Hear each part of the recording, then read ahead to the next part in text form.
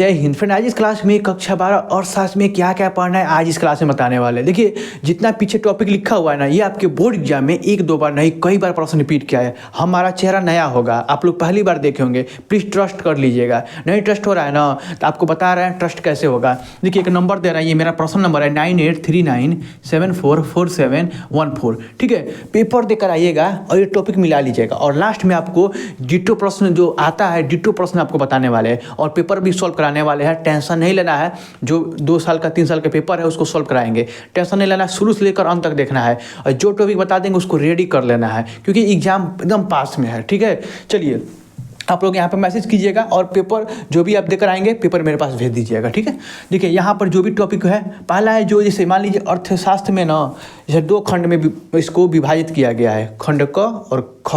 तो खंड क में 50 अंक और ख में 50 अंक यहाँ पर खुद लिखा हुआ है। और देखिए खंड क में ये टॉपिक पूछा जाएगा और ख में ये टॉपिक पूछा जाएगा, बस इतना पता होना चाहिए। देखिए ये हेडिंग लिखा हुआ है, ये हेडिंग क्वेश्चन नहीं है, ये हेडिंग है। देखिए हेडिंग अगर आपको पता है तो आप बना के लिख सकते हैं, चाहे प्रश्न कैसे भी पूछा जाए। अगर ये हेडिंग मान लीजिए कोई भी हेडिंग दिया तो औसत एवं सीमांत राजस्व कहीं दिखाई दे आपको, अगर प्रश्न पढ़े हुए औसत मतलब राजस्व क्या है, मतलब राजस्व क्या है, औसत क्या है, तो आप आराम से लिख लेंगे। तो बस पेपर को समझने की समझ होनी चाहिए आपको। ठीक है, देखिए पहला प्रश्न बनता है आपके सूक्ष्म एवं वृहद अर्थव्यवस्था अर्थशास्त्र क्या है, तो हमेशा रिपीट करता है और इसको पढ़ लीजिएगा।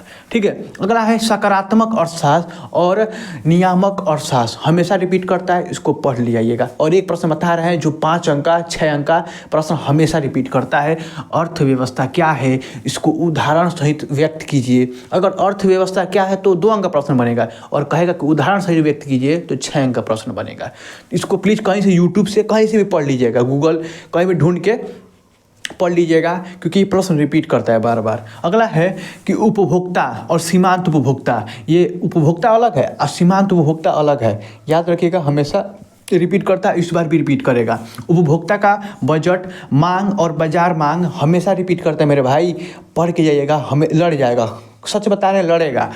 मांग लोच की कीमत क्या होती है, उत्पादन की परिभाषा, मोस्ट इंपॉर्टेंट है भाई, मोस्ट इंपॉर्टेंट उत्पादन की परिभाषा। और सीमांत लागत तो मोस्ट इंपॉर्टेंट आएगा ही आएगा, किसी न किसी सेट में लड़ेगा और हर सेट में ये प्रश्न लड़ता है अर्थव्यवस्था का क्या है। ठीक है, अगला है बाजार आपूर्ति, मांग एवं आपूर्ति के साधारण प्रयोग हमेशा रिपीट करता है।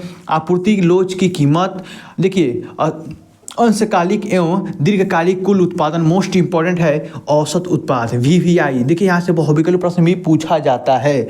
अगला है औसत एवं सीमांत राजस्व, मोस्ट इंपॉर्टेंट।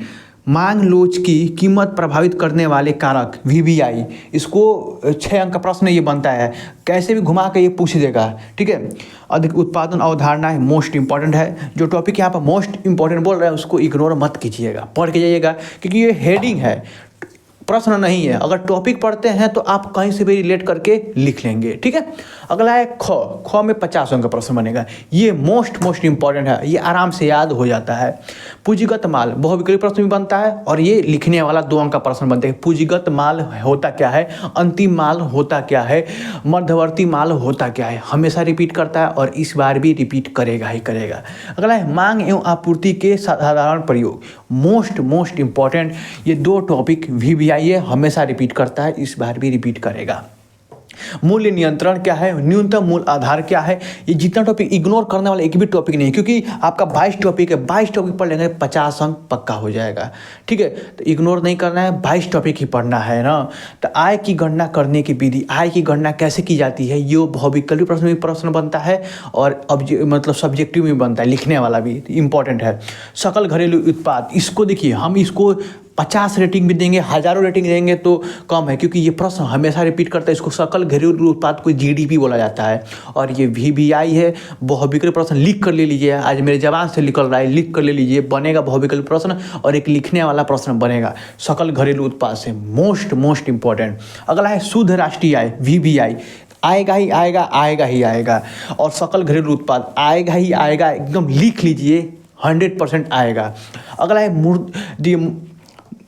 मुद्रा की आपूर्ति कैसे की जाती है, जैसे हेडिंग लिखे हुए मेरे भाई, क्वेश्चन नहीं है, क्वेश्चन बढ़ा चढ़ा के लिखेगा तो मुद्रा बोल रहे हैं, मुद्रा आपूर्ति जो होता है ना, वो ऐसे दे देगा, कहीं दिखाई देगा तो आप बना के लिखना जानते हो तो लिख लेंगे, ठीक है। अगला है वाणिज्यिक बैंकिंग प्रणाली, बैंक के बारे में पढ़ लीजिएगा कि जो बैंक होती है सहकारिता क्षेत्र में कैसे कार्य करती है, ग्रामीण क्षेत्र में कैसे कार्य करती है, और RBI के भारतीय रिजर्व बैंक के बारे में पढ़ लीजिएगा, क्योंकि वो VVI है। बहुविकल्प प्रश्न बनता है कि उसकी स्थापना कब हुई थी, वो सब चीज़ प्रश्न बनता है मेरे भाई। जो बोल रहे हैं रिपीट करता है हमेशा, पढ़ के जाइएगा, इंपॉर्टेंट है, ठीक है। देखिए दिया भारतीय रिजर्व बैंक, राजकीय bank, repo rate, reserve repo rate, reserve repo rate है, सॉरी, ये 2 टॉपिक ना VBI है, VBI ये आता है, लिख कर ले लीजिए।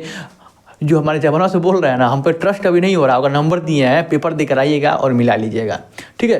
क्योंकि हम इतना फालतू मतलब नहीं है कुछ भी अगर बताने लगे, भाई हम मास्टर नहीं है, स्टूडेंट है, जैसे पढ़े थे वैसे बता रहे हैं, ठीक है।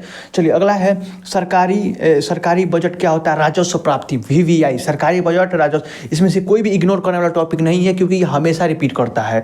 पूंजीगत प्राप्ति, राजस्व घाटा, VVI, राजस्व घाटा से बहुविकल्प प्रश्न हमेशा बनता है, और पूंजीगत प्राप्ति से, और विदेशी मुद्रा विनिमय, मोस्ट इंपॉर्टेंट, कर और मुद्रा आपूर्ति, VBI लिखने वाला आएगा। सामुदायिक बैंकों को वित्तीय सेवाएं, लिख कर ले लीजिए, आएगा ही आएगा। अब चलते इसके बाद जो टॉपिक बता दिए ना, इसके बारे में मॉडल पेपर सॉल्व करते हैं जो 2024 में पूछा गया है, उसको देखते हैं। अगर वहाँ पे प्रश्न आपको सॉल्व देख लीजिएगा कि 4 सेट में 4 से 7 सेट बनता है, उसमें देखिए कौन सा प्रश्न कितना बार पूछा गया है, ठीक है, आपको खुद अंदाजा हो जाएगा। और ठीक है चलिए, और इसमें से मोस्ट इंपॉर्टेंट टॉपिक बताएंगे कि कौन सा बार बार प्रश्न बनता है, ठीक है। चलिए देखते हैं, इसका पेपर देख लेते हैं। देखिए 2024 में ये प्रश्न पूछा गया था, जितना भी प्रश्न है उसको आपको दिखा दे रहा है। अभी टॉपिक बताया है ना, वो टॉपिक से कितना प्रश्न रिपीट कर रहा है आपको दिखा दे रहा है। 7 को सेट बनता है, 7 सेट को दिखा दे रहा है आपको, ठीक है। याद रखिएगा 329 कोड बनेगा, ये 100%, बट यहाँ पे ये कोड चेंज हो सकता है, FJ की जगह कुछ भी हो सकता है, तो ये कोड आपके बोर्ड एग्जाम में आएगा। और ये बहुविकल्प प्रश्न पढ़ना है तो आपको क्या करना होगा, ठीक है। अगर आपके खुद से पढ़ना चाहते हैं तो क्वेश्चन बैंक लिए होंगे, तो पिछले 10 सालों में जो भी पूछा गया 3 बार से अधिक बार, उसको पढ़ लीजिएगा, ठीक है। अगर हमसे पढ़ना चाहते हैं तो वीडियो पे मतलब लगभग 200-300 कमेंट होना चाहिए, और 200 से 200 लाइक होना चाहिए, बस। और क्या, इतना रहेगा तो हम पक्का कर देंगे, पढ़ा देंगे आप लोगों को पूरा पिछले 10 सालों का पूरा जितना भी ऑब्जेक्टिव प्रश्न है पढ़ा देंगे। ये भी बोले हैं ऊपर जो बताए हैं इधर साइड में कि सीमांत उपयोगिता क्या है, बताए नहीं हैं, आप सच बताइएगा। आय बताए हैं आपको, बाजार बताए हैं, तो बस रिपीट कर देता है कि बाजार शब्द से क्या अभिप्राय है। आ गया ना प्रश्न।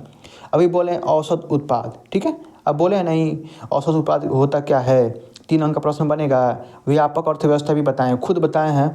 अंतिम वस्तु बोले हैं आपको पढ़ने के लिए, ठीक है।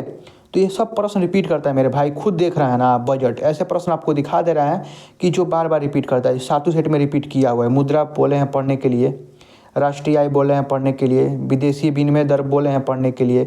देखिए यहाँ पे जो बोले हैं एकदम रिपीट किया है कि नहीं, आप खुद बताइए, ठीक है।